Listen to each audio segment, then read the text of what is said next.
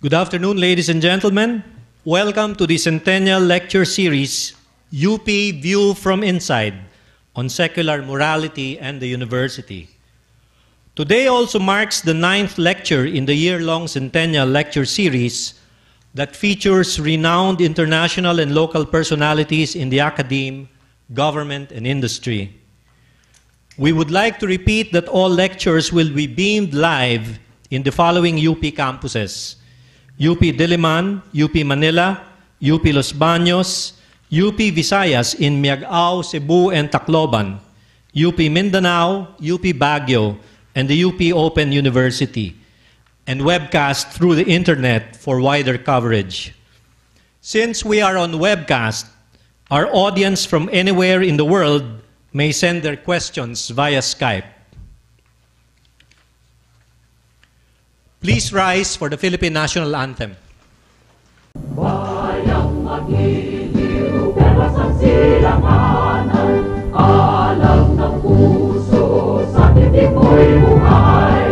Lupang hinirang, tuyat ka lang mag-ibig, sa manlulupig, kita pasisigil, sa dagat at bundok, sa simoy at sa langit mo paghang.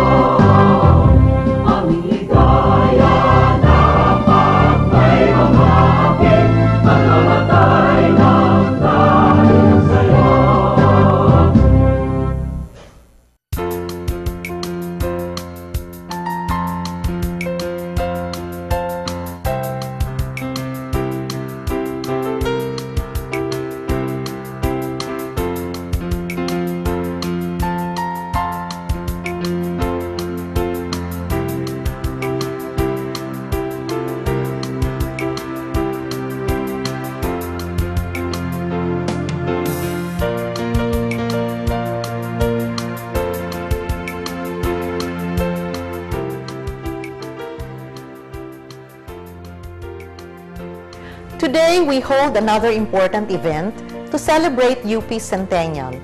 I think most of you are aware that we have lined up a series of events to mark this important milestone in the life of UP. We are organizing celebration activities, fundraising activities, and activities to promote or project UP to the outside world. But the centerpiece of UP Centennial celebration is actually the UP Centennial Lecture Series. After all, UP is an academic institution, and because it is, a good part of commemorating its birthday is to get scholars, experts, and distinguished individuals to share with us their thoughts on UP or their views on burning issues of the day. 4 categories make up the lecture series. One set of lectures will be delivered by insiders.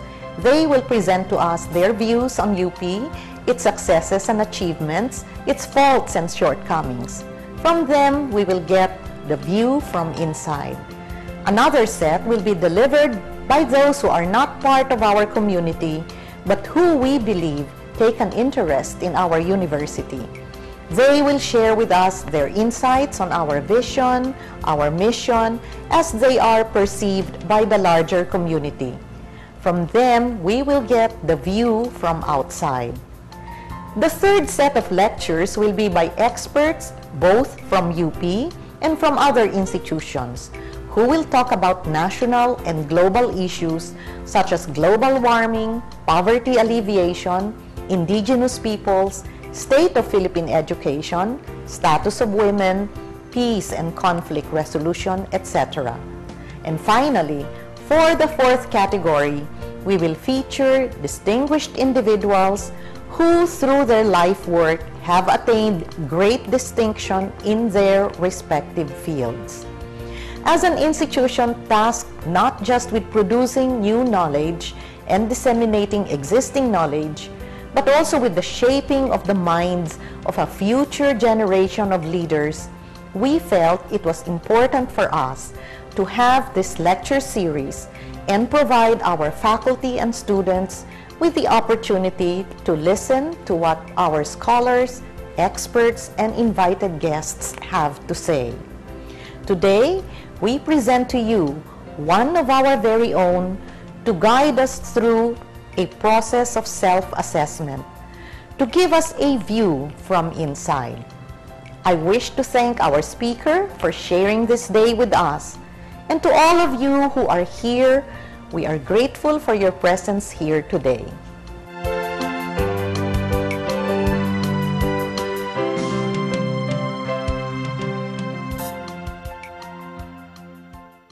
I am privileged to have been tasked to introduce our speaker this afternoon. Emanuel Soriano de Dios is Amado V. Hernandez Professor of Economics at the UP School of Economics, where he currently serves as Dean. He is also chair of the Technical Committee for Economics, Sub-Panel on Humanities, Social Sciences, and Communication of the Commission on Higher Education, a post he has held since 1995. Professor de Dios received his Bachelor of Arts Economics degree, cum laude, from the Ateneo de Manila University in 1978, and his PhD in Economics from the University of the Philippines in 1987. A student of the late Dean, Professor, and National Scientist, Jose Encarnacion Jr., Dr. de Dios acknowledges a great intellectual debt to Professor Encarnacion. A debt, he says, is like the national debt, in that it is not likely to be ever fully repaid, though unlike it, will never be repudiated, not even selectively. His doctoral dissertation consisted of 2 essays dealing with hierarchical or lexicographic preferences, a topic closely identified with Encarnacion, who held that hierarchical ordering encompassed all choice situations, a point that mainstream theory took to be merely a special case. In what might have been a preview of his present-day explorations into the history of economic thought, Professor de Dios, in his dissertation entitled 2 Essays on Lexicographic Preferences, Genealogy and General Equilibrium, traced how the notion of lexicographic preference ordering got lost from the mainstream in economic theory, and examined the implications of reintegrating that notion on the important results of general equilibrium analysis. While the first essay was written in the tradition of literary economics, the second hewed more closely to the modern method, which is mathematical and axiomatic. An appreciation of theory, of history rather, a command of theory, and a close attention to institutional detail, these are the elements that become obvious to anyone reading Noel de Dios' papers or listening to his lectures. In the mold of the master economist that John Maynard Keynes described, Professor de Dios understands symbols and speaks in words. Those of you who followed the NBN ZTE hearings last year must have seen how the Dean explained to legislators in plain English concepts such as the social discount rate, the internal rate of return, and the shadow price of capital. But then Professor de Dios is not natatanging guro 2006 for nothing. The same dedication to clarification and enlightenment is reflected in all his written work, too many to cite here, which have appeared as books, monographs, journal articles, contributions to anthologies, reports written or edited for international organizations and agencies, or discussion papers. A good number of these have in fact won awards, including the 1984 An Analysis of the Philippine Economic Crisis, a workshop report, or the so-called white paper, which he co-authored with colleagues at the school and edited. and more recently, the Philippine Human Development Report 2005 on peace, human security, and human development in the Philippines. And then there is the fiscal crisis paper of 2004, which completely changed the fiscal horizon. An important attribute of Professor De Dios' collection of written and edited work is that though the language and manner of exposition may change depending on the intended audience, the commitment to correct reasoning and a careful consideration of the facts always shines through. Since joining the university in 1980, Professor De Dios has served as the director of the European Studies Program of UPCIDS from January 1996 to May 2000. He was also the director for fellowships and graduate admissions of the School of Economics from 2003 to 2005, and at various times chair of the Department of Economics. In 2000, he was visiting professor at St. Norbert College in De Pere, Wisconsin during the fall term. At UPSE, he teaches introductory economics and macroeconomics to undergraduates, and economic theory, international economics, and history of economic thought at the graduate level. He also sits on the editorial boards of several local and international academic journals.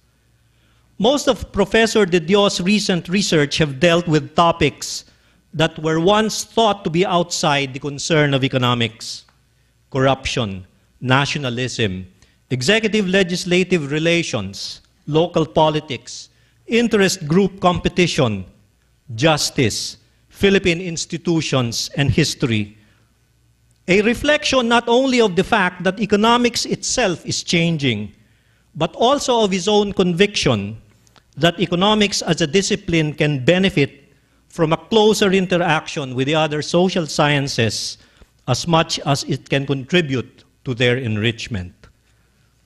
An outstanding young scientist of the National Academy of Science and Technology in 1993, and now UP Centennial Fellow, Dean Emmanuel S. De Dios.